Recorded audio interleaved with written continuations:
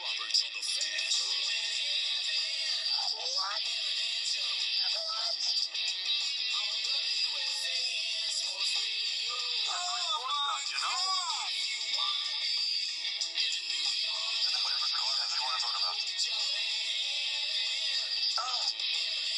What tweak? Tweak my ass!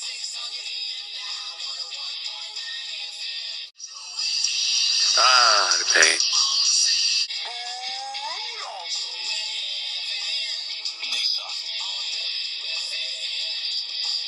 Thank you very much. The Yankees Twins tonight, the American League wild card game at the stadium. Of course, you'll hear it right here on the Fan. Irvin Santana.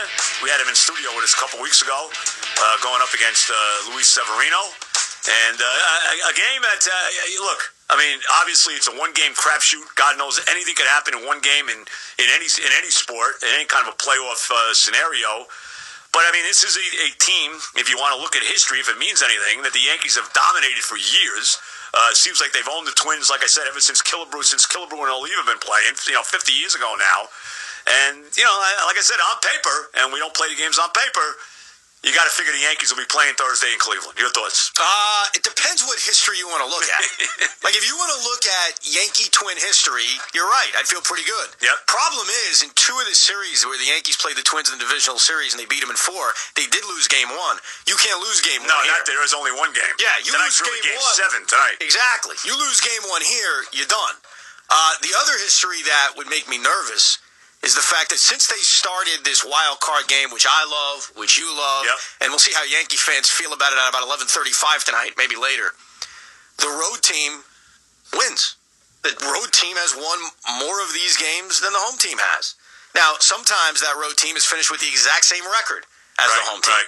We've had a couple of years where teams had identical records. The biggest spread, win-loss-wise, between 2 wildcard teams was the first one we ever had in 2012 between the Atlanta Braves and the St. Louis Cardinals. And guess what? The team who was 6 games behind the other team won the game, which is exactly what we have today and exactly what we have tomorrow with the Rockies and the Diamondbacks. Here's the thing. Are the Yankees better than the Minnesota Twins? Absolutely. There's no doubt about it. If you match up the Yankees and Twins, no question. The Yankees beat them in like every aspect. Every aspect. The bullpens, they're not even on the same planet. The bullpens are not even close. The lineup, I'd feel better about the Yankee lineup. The starting pitcher is probably the closest matchup of them all, because even though Severino's had a better year, and I would take Luis Severino, Irvin Santana had a very good year. He completed a bunch of games this year. He has postseason experience, which may matter or may not matter. Basically, it's how he pitches. He pitches well, we're going to cite postseason experience. He gets bombed, it doesn't mean anything. But I think when you compare the teams, the closest matchup is this one, and unfortunately, when you play one game, that may be the most important matchup. Yeah, I think it probably is. I mean, I don't think there's any question about it, because you're right. I mean, on paper, the Yankees are just a better team in every aspect there is. I think one of the interesting things tonight is if the Yankees do get in trouble early, if Severino's in trouble early, and we talked about it a little bit yesterday, how quick will it be till Joe Girardi goes to the bullpen? I mean, we all know how quick Joe is with the hook to begin with. I wonder how much rope would he give Severino tonight? Yeah, we talked about this yesterday, and it's interesting because Luis Severino has been one of those guys as the year has gone on where Joe Girardi trusts him. We haven't seen him take Luis Severino out with 1 out in the 5th inning or 2 outs in the 5th inning. He isn't Jaime Garcia. Even at this point, he's not CC Sabathia. But when you are in a game like this, where there really isn't any margin for error, how patient are you? And, I mentioned this to you the other day. To me, the best move in Terry Collins' Met career was keeping with Jacob deGrom in Game 5 against the Dodgers when I was sitting at home screaming at the top of my lungs 3,000 miles away, get him out of there. This is a winner-take-all game. Yep. You've got this Noah Syndergaard in the bullpen. Go to him. Don't mess around. Joe Girardi has an even deeper bullpen, and we're going to see how he aligns the roster. We know because he said it, they're going to have 10 pitchers. So obviously, you've got 9 guys out of your bullpen. Some of them may be starting pitchers. A guy like Sonny Gray may be available today if you want to use him. I know you prefer not to, so you could have him rested for Game 1, but you got to get to Game 1 of the divisional series. So you're going to have starting pitchers. You're going to have a deep bullpen.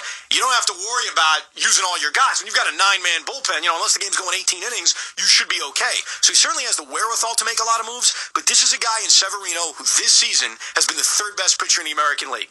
There has to be some level of trust with him that even if he gets into trouble early in the game, you're going to let him fight through it within reason. Obviously, if the Twins put 3 or 4 on the board, how long can you wait? You can't wait that long. He'll be long gone by that point. But I think Severino has done enough this year where there's got to be some semblance of patience with him on a night like tonight, even with there being no margin for error. The other thing is, is Sanchez catching tonight? I mean, I haven't seen that officially. He's catching. Definitely. Well, Joe Girardi said it a few days ago that he's the catcher. And he should be. Because I get that he led the league in pass balls, but let me give you another defensive stat. And I think you like this stat because it shows you something. Throws guys out. He not only throws guys out, no offense to Austin Romine, he doesn't. Austin Romine has thrown out 10% of base runners this year. 10%. That's a really, really bad number. I don't mean to pick on the guy, but numbers are numbers. 10%. Yep. Gary Sanchez throws out 37%. The league average is 28%. So you do the math. Gary Sanchez throws base runners out. Austin Romine doesn't. Gary Sanchez, yes, on a ball in the dirt, do you trust him right now to do the proper fundamentals and knock it down? It's been a tough year for him. But to me, I'm not giving up the arm behind the plate, and I'm certainly not giving up the bat. Because if you DH him, and Austin Romine's in the lineup, you're taking away a potential DH bat. Sure. So Girardi hasn't made any controversy of it. To me, there is no controversy. Gary Sanchez is the catcher. Yeah. Well, we'll see. It's going to be an interesting night tonight. I'm sure the stadium crowd will be electric tonight because I think you alluded to this yesterday. You look at 2 years ago when they played that wild card game. That was a much different team, veteran team. A-Rod was still there. Teixeira. I don't get the sense the Yankee fan really embraced that team like they're embracing this team with all these young homegrown guys on the team.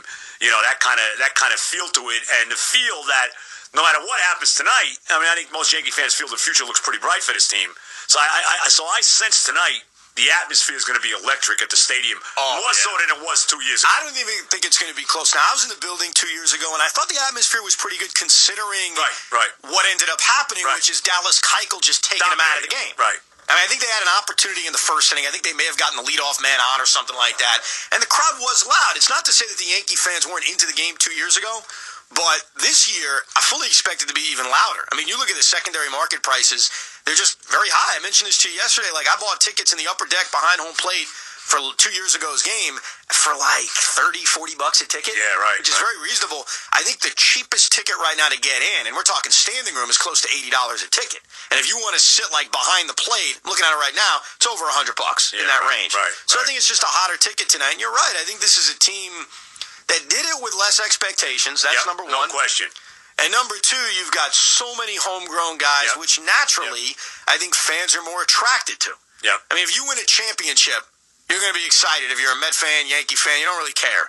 But I do think that it adds something when you've got these guys that are yours. And we also have heard from a number of years now, the Yankee fan wanting this rebuild to where they are now. And the Yankees did it without rebuilding. I mean, that's what makes the Yankees what they are. You know, this is a team that has basically rebuilt on the fly and is still maintained being a competitive team where, you know, with all the different, pieces with this team now, they still don't, they've never had a losing record. Yeah. It's unbelievable. It's kind of funny to even call it a rebuild. Right. I mean, it's more like a reload. Yeah. You know, like they say at Alabama, they don't rebuild at Alabama, they reload. Well, that's what the Yankees are doing. They're reloading. And what's so weird about their reload is that they didn't reload by, signing free agents or making blockbuster trades. No. They've made trades, but those trades Brian Cashman made kind of supplemented the roster that they already had. And they brought in younger guys. Didi Gregorius, Starlin Castro, these kind of younger players. Yeah, they traded for younger guys who needed to prove themselves. Didi Gregorius specifically. Starlin Castro was already established with the Chicago Cubs. But a young guy. But then developing their own guys. I mean, look who's pitching tonight. It's not Masahiro Tanaka. No. It's Luis Severino, who a year ago, which is not that long ago, there was a debate, is he even a starting pitcher? Is he even a major leaguer? And he's the guy who is starting the most important game for the New York Yankees over the $20 million man, Masahiro Tanaka, and even over a guy like Sonny Gray, who they had to give up a lot to go get, or even CC Sabathia. No question. So it shows you how this team has been built. Then you look at the other side, the Minnesota Twins, who I think the Twins being in this game is a much bigger surprise than even the Yankees being in this game. I mean, the Yankees are a surprise that they're here, but their over-under, as you know well, was 83.5. Yes. The Twins over-under was like 70. Well, they won 85, the Twins? They won 85 games, and last year they lost over 100. That's a rebuild. You know what I mean? Like going 59-103 like the Twins did last year, that's a rebuild. Right. That's, bottoming out when you lose 100 games. But it shows you that, baseball, even with the big payrolls, the Dodgers payroll over $200 million, the Red Sox, even the Yankees still have a high payroll, that baseball has a little football in it, where there are these teams that you just don't expect that can come out of nowhere and make a postseason run, and the Twins are an example of it. I think that when you rank the American League teams, 1 and 4 are very close, and then you get to 5, and there's a huge drop-off. Yeah. But they still managed to win the 85 games, and here they are. Yeah. And they got as good a shot as the Yankees tonight, that's for sure. So we'll see. Should be an interesting night. Of course, like I said, you'll hear right here on the Fan. Pregame show starts at what, 7:30, I guess? Sweeney's doing a show after Mike, and then the pregame show, the official pregame show is at 7:30. Right. And by the way, and I mentioned this to you off air, I'm not saying I have enough guts to do it, but the Minnesota Twins tonight you told me are plus huge. what are they, plus 210, you said? I saw them at plus 210. Wow. For one game. And that's the That's thing. basically 2-1, right? Yeah. Right? Yeah. Even the Rockies, who are playing the Diamondbacks tomorrow night, same difference in win totals. Right, differences, right. 6-game difference. They're not even as big of underdogs as the Twins are, and I get it. Look, the Twins they're not that good. I'll admit it. I don't know how great they are. I give them a lot of credit for being here. I don't know how good they are. The Yankees are better than them in every aspect. Yep. The scary part, though, is when it comes down to one game, you throw all that stuff out the window. Yeah. And here's the thing that would scare me the most if I'm a Yankee fan, because if you can get to the Twin bullpen, you feel very good, right? The biggest advantage the Yankees may have is bullpen versus bullpen. So if this is a nail-biting 3-3 game in the 8th inning, I'd still feel pretty good if I'm a Yankee fan. Here's what would get me nervous. Irvin Santana, and we mentioned this to him when he came on a couple of weeks ago, has done something very few starters do. He completes games. He's completed 5 of them, if I'm not mistaken, this year, which is like an unheard of number. Ridiculous. That would scare me. I got to get to the Twin bullpen. Right. If Irvin Santana's on, and you have to think Molitor's just going to let him go, I mean, why would you go to the bullpen? You got a veteran in Irvin. He's 35 years old, 34 years old. He's been around. He can go 9. I got to get to the Twin bullpen. So one thing that would be important early is to work this dude's pitch count. Now, 105 is probably not getting him out of the game. Even 115 may not get him out of the game. But I think reasonably, Joe, when you get to 125, 130, you probably have a chance to get him out of the game. But I think that's going to be the key. The scariest part would be Irvin pitching well and Irvin continuing to go. We saw that late. I'm not saying he's Bumgarner, but last year, the Mets never got to the Giant bullpen. Never got there. No, you're right. I think the one other thing, too, if you from the Yankee standpoint tonight, is most of the guys playing tonight, most of them, not everybody, but most of them, are playing in their first playoff-type game. So, this is a new thing for Judge, a new thing for Sanchez, a new thing for Gregorius. These guys. So, you wonder about that aspect of it, if that affects anybody. Even Severino. I mean, this is a new, uncharted territory for these guys. You wonder how that plays out, if it matters at all. He doesn't have a lot of it, but Didi, believe it or not, was actually in the wild card game 2 years ago. Okay. Yeah. He was in that game, but that's one game. That's his postseason experience. So it's not exactly a long list. Okay. But the list is short. I mean, Matt Holliday has a lot of postseason experience. We're gonna find out. And Ellsbury does, guys like that. Sure. Brett Gardner. Right. We're gonna find out hopefully soon if he's on the postseason roster. I think Holliday will be, because Girardi said yesterday he's going 15 position players, 10 pitchers, which means you have 6 bats off the bench. I would think there's room for Matt Holliday as one of the 6 guys off your bench. I would think so. I don't think he's going to start him. I think a guy like Greg Bird's going to get the start. Greg Bird hit 2 home runs against Irvin Santana a couple of years ago. Is that a big deal?